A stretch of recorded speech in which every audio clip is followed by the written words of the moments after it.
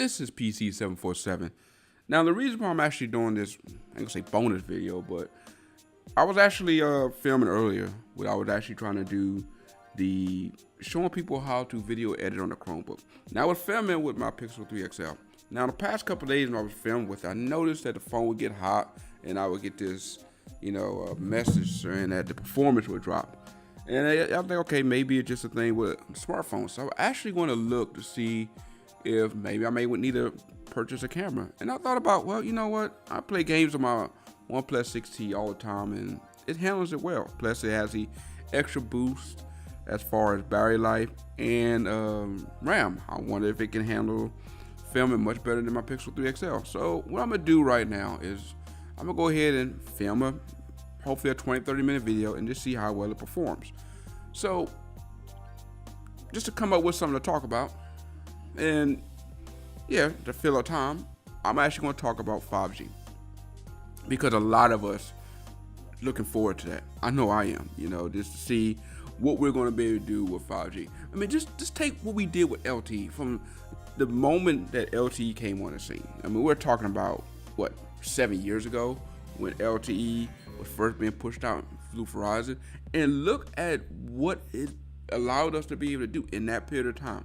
We've seen more videos put up, more capabilities as far as the ability to stream, whether it be movies, music, just overall in general. And yeah, now we're going to go to another technology where the speeds are 1 gigabyte down. Just think about that. We're going to be able to watch movies in high quality on the go. Now, obviously, once you have LTE or 5G, that means you're going to be able to download those speeds in a faster amount of time, which means, as people say, we're going to potentially use more data. Again, potentially. Because they said that with LTE, man. That was the big thing when, if you go to LTE, people are going to use more data than they used with 3G. So you saw carriers go into this share plan and so on, so on, so on. And as you see over time, actually, those that were data hogs continue to be data hogs, and those that were pretty much, slow on using data, they continue to be that way. So I don't see that being something to be worried about. I mean, yes, I know the capability is there. Hey, if you got the ability to download more music, more songs and all that stuff, man, you have the potential to use more data. But again, right now, you still have high-speed internet at the house. At least I do. Through whether it be Charter, Comcast, or whatever. And most people are, they're wise enough to. Oh, I'm trying to figure out what that was. So they're wise enough to go ahead and make the smart decisions and be conservative with their data when they need to. People are able to handle that. They've handled it this far, and they'll be able to handle it now. Now, let's go ahead. I want to talk about what At&t is going to do with that. So, you remember 7 years ago, again, Verizon was one of the first carriers who I would say was successful with rolling out LTE across the nation in a vast amount of time. So At&t, at that time, you remember, they were catching all this heat for the iPhone just sucking on their network, and Apple needs to go and put the iPhone on a better network like Verizon. And man, you think about 7 years, how things have changed. Those of us in the iPhone community, freedom! At&t was a sorry company, and Verizon was pretty much the company that people wanted to go to. It was a company that took care of their customers, and it was the place to go. And now it's like, man, Verizon just. Don't get me wrong. I think Verizon is still a good company as far as, providing service. It just, everybody says the same thing. Verizon just too busy nickel and diming. It's like, that's what frustrates people with them. Because when you look on paper, you're like, all right, there's only $5 difference or $10 difference between them and, say, At&t. So, yeah, I'd rather go ahead and just pay the extra $5 to $10 a month for a better network. Problem is, it's not just a $5 to $10 a month. it's extra fees they add on top of that, and then the headache they put you through for a while when it comes to bringing your own phone to their network, what phones you can use on their network. It's like, man, for a carrier that I'm spending this type of money, you guys are really putting me through the ringer when it comes to using your service, and it's just that mentality I feel like Verizon have where it's like, okay, our service is the best.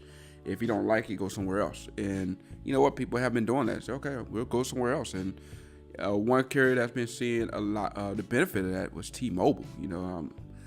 T-Mobile, I've actually tried that network out a couple times, but the thing that kept me from really making them my primary network is just overall, I just don't feel like, I trust them yet. I feel like they haven't done enough as far as their infrastructure. So I'm still, unfortunately, using AT&T because of that.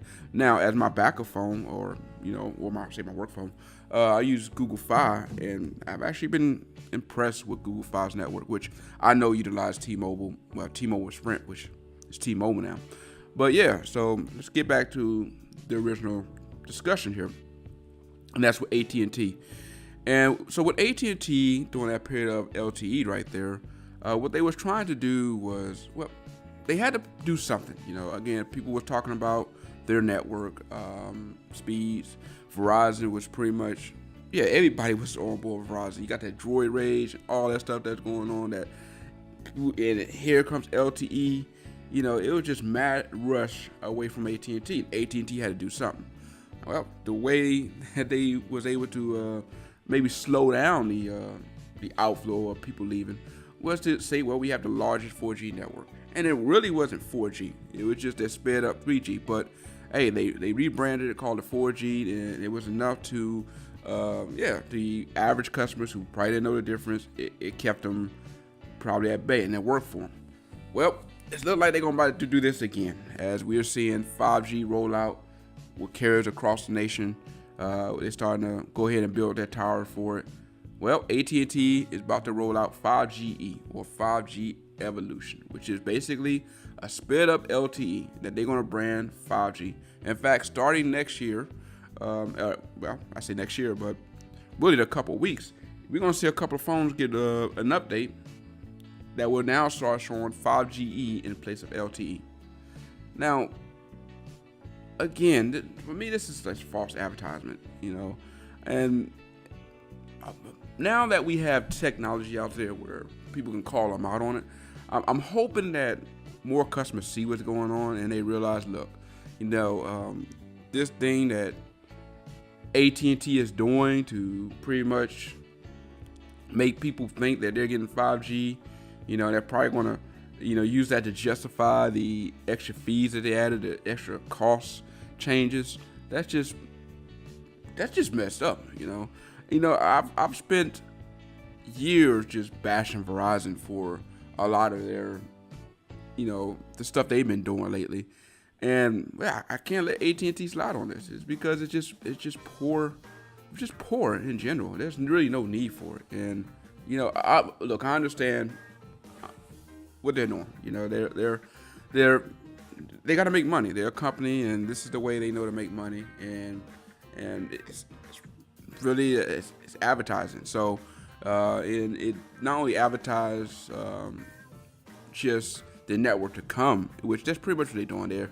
They can utilize this to advertise, hey, we got 5G, on the horizon, and you're on the verge of that. And if you want to really experience what 5G is like, well, all you got to do is just pay a little bit more. If you already on our service, or on our network, and that may actually be something that work out for them. But if you're on AT&T, just recognize if you see that 5G, it's LTE sped up.